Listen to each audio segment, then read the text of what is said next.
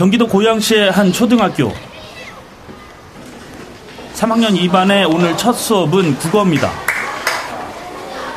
이 교실에는 담임 선생님 말고도 한 명의 선생님이 더 있습니다. 담임을 도와 학생들을 가르쳐주는 보조 교사입니다. 고기를 핥아 먹었다. 네가 적은 거 맞아? 같이 들었어? 네. 그러면 또 해다. 보조교사는 담임 선생님이 수업을 진행하는 동안 뒤떨어지는 학생은 없는지 일일이 점검합니다. 효과는 기대 이상입니다. 일단 제가 한 명 한 명을 다 이렇게 신경을 못 쓰는 부분이 있거든요. 예를 들어서 교과서를 펴놓지 않던 준비가 없는 아이들도 있고, 수업 시간에 이렇게 딴 데 정신팔린 애들 같은 경우는 선생님 가셔서 이렇게 집중할 수 있게끔 이렇게 이야기를 해주신다든지 이렇게 이야기해 주신다든지 그런 식으로 하고 있고요. 다른 학교와 같은 시간에 시작된 1교시 수업. 하지만 2명의 선생님이 함께하는 이 수업은 1시간 20분이 지나서야 끝났습니다. 마치 대학 수업처럼 매 수업이 80분씩 진행되지만 토론 중심으로 수업이 이루어져 기존의 40분 수업보다 학생들의 집중도는 더 높아졌다고 합니다. 쉬는 시간이 공부할 때요. 거기서 1교시하고 쉬는 시간하고 그랬는데 여기서 2교시 같이 하고 쉬는 시간을 하니까 그런 거예요. 초등학교에서는 하루 종일 공부만 했는데 거기에는 뭐 중간고리 시간이나 뭐 놀이하는 것도 많고 좋은 것 같아요. 자, 시작. 지난 3월 문을 연 이 학교는 경기도 교육청이 지정한 혁신학교입니다.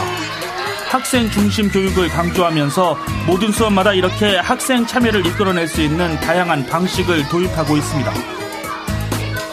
대신 각종 글짓기나 그리기 대회 등 불필요한 행사를 없애고 반장, 부반장 등의 임원 제도도 없앴습니다. 그런데 실뜨기 하는군요.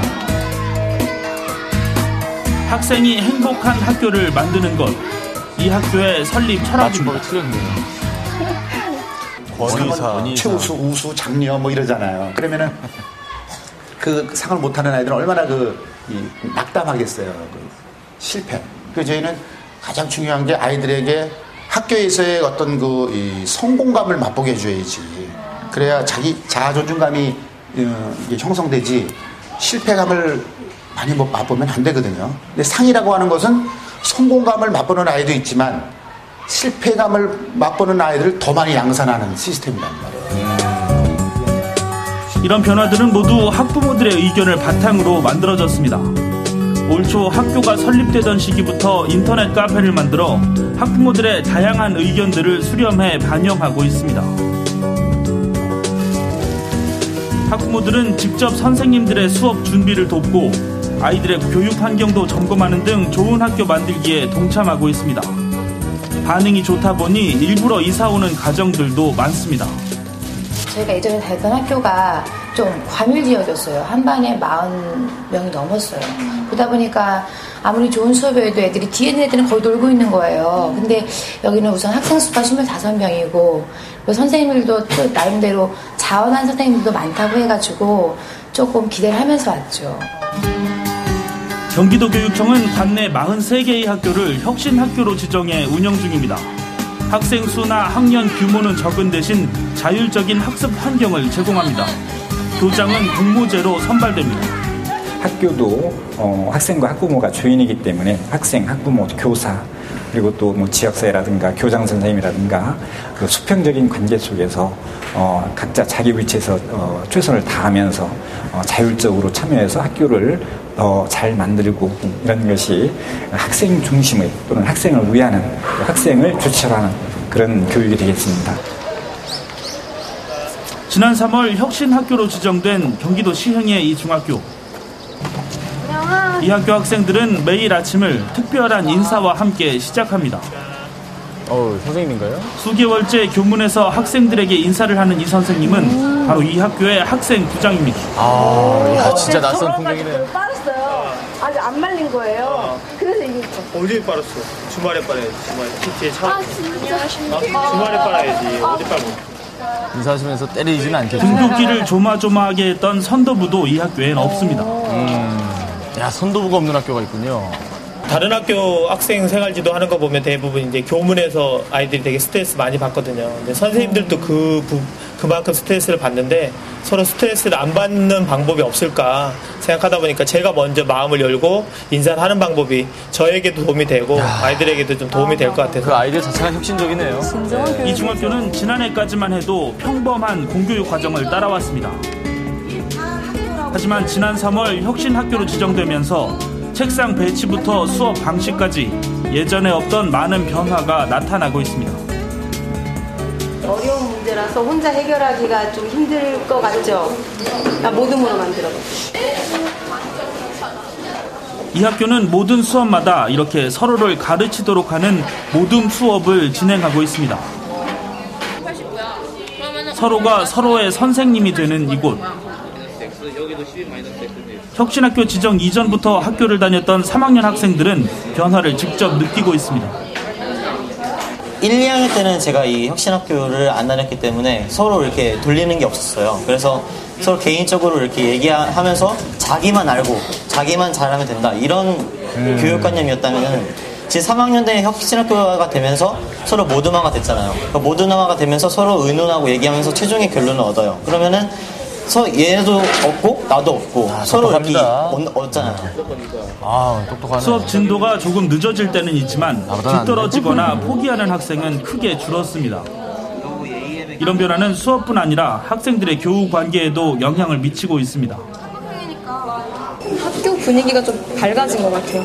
전에는 수업 끝나고 다른 수업 준비 때문에 좀 바빴었는데 애들이 수업 도중에 수업 내용 이외에도 좀 다른 얘기도 할 수도 있고 좀 친하게 지낼 수 있어서 혁신학교라는 게 수업에도 화목해질 수도 있지만 애들하고 거리도 가까워져서 좋은 것 같아요.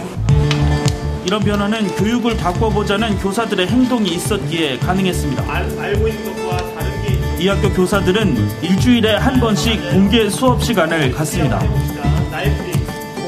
자신의 수업을 다른 선생님들에게 공개함으로써 수업 방식뿐 아니라 개별적인 학생들의 특징에 대해서도 정확히 파악할 수 있게 됐습니다. 공개 수업을 한 뒤에는 선생님들이 모여 개선점을 찾아냅니다.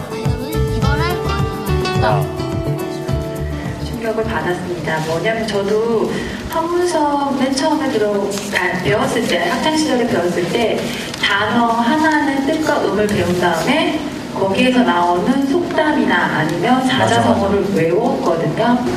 한문 속에 뭔가를 배울 수 있는 그런 과정이 왼쪽이 아닌가 하는 생각이 들어서 되게 많이 감동을 받았고 영어 속에도 많이 배우는 생각이 들었어요. 그냥 드립다 외웠잖아요. 혁신학교에 대한 관심이 높아지면서 다른 지역에서 참관을 오는 선생님들의 수도 부쩍 늘었습니다. 그렇죠. 학생들처럼 좀 상당히 물어보는 것도 창피하지 않으면서 발표도 잘하고 자기 의견을 뚜렷이 이렇게 틀려도 창피하지 않으면서 잘 말아. 틀린 거는 별로 학생이 발견 못했는데 발표를 잘하네요. 기존 공교육의 변화를 요구하는 목소리가 혁신학교의 형태로 나타나고 있는 겁니다.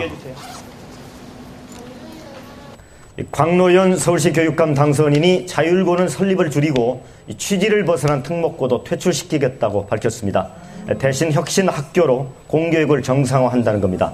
서울형 혁신학교 300개를 동네마다 만들어내겠습니다. 현재 혁신학교를 운영 중인 경기도 외에도 새로 당선된 6곳의 교육감들이 대대적으로 혁신학교를 도입하겠다고 밝혔습니다. 하지만 남은 과제도 많습니다. 먼저 예전의 교육 방식을 벗어버리려는 일선 교사들의 노력이 필수적입니다. 선생님들이 자발적이면서도 소규모 집단을 중심으로 해서 이 흐름들을 만들어 오셨습니다. 지금까지 성과가 굉장히 크죠. 근데 향후에 이 혁신학교에 대한 수요라든지 이런 것들을 생각한다면은 좀 더 체계적으로 준비된 선생님들을 양성을 하는 것이 좀 중요하지 않겠냐. 장기적인 성과를 내기 위해서는 지속적인 투자도 필요합니다. 성적 위주의 현행 평가 방식도 개선해야 할 과제입니다.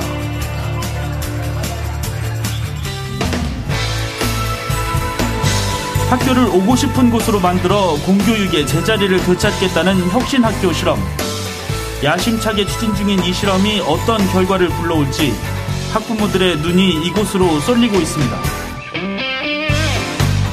네, 뭔가 그 열린 교육이랄까요? 무조건 가르치고 배우기보다는 나누는 교육이 되어가고 있다는 생각이 드는데 네. 아이들도 뭐 즐거워하고 있다니까 참 다행스러운 일입니다. 그렇습니다. 그래서 앞으로 좀 고쳐 나가야 될 것들이 있죠. VCR 보니까 아까 그 모듬화 수업인가요? 네. 서로 의논해가지고 같이 그 결과를 도출해내는. 예전에는 그저 네가 죽어야 내가 산다 그래가지고 그렇죠. 필기도 안 보여주고 경쟁하고요. 여학생들한테 필기 보여달라면 그냥 손을 팍 치면서 잘 가라 그러고 막 그랬던 기억이 나요. 그러셨어요. 많이 맞고 살았어요. 전현무 씨는 왠지 손을 때렸을 것 같기도 해요. 아니요, 많이 맞았어요. 사실 그 기존의 어떤 교육이 학생들을 전부 비교하는 교육이지 않습니까? 그렇죠. 얘가 뛰어난지 비교해서 서열을 그렇게 좀 정하는 교육이었다면 정말 그 개인의 행복을 위해서는 남과 비교하는 것보다 스스로 만족을 느끼는 그런 교육이나 아니면 어떤 일을 하더라도 그런 식으로 좀 잡아가는 게 좋지 않을까 그런 생각을 해봤습니다. 또 이 사회에 나와보면요. 공부를 잘하던 친구가 꼭 성공하는 건 아니고 또 공부를 못한다고 해서 인생에서 실패를 하는 건 또 아니라는 그런 가르침을 얻게 되잖아요. 아이들이 그렇죠. 무엇보다 즐겁고 또 자신감을 가질 수 있는 그런 교육이라면 더 의미 있을 것 같습니다. 뭐 학부모의 의견이 중요하고 학생의 의견이 중요하다고 하는 게 혁신학교의 모토 아니겠습니까? 네. 저희 프로그램도 이제 혁신 프로그램이에요. 네. 사실 그래서 시청자 여러분들의 의견이 참 중요합니다. 그럼요. 오늘 이제 들어가 보니까 제 욕이 많더라고요. 괜찮습니다. 다 받아들이고 저희가 다 프로그램 반영을 하니까 한 글자씩 좀 남겨주세요. 이 교육 제도가 바뀌는 데는 학생들을 뽑아갈 대입 시험 제도도 밀접한 관계가 있다는 거를 교육 관계자분들이 다시 한번 생각을 해주셨으면 좋겠습니다. 그렇습니다. 자, 혁신 프로그램 마치겠습니다. 자, 생생 정보 터!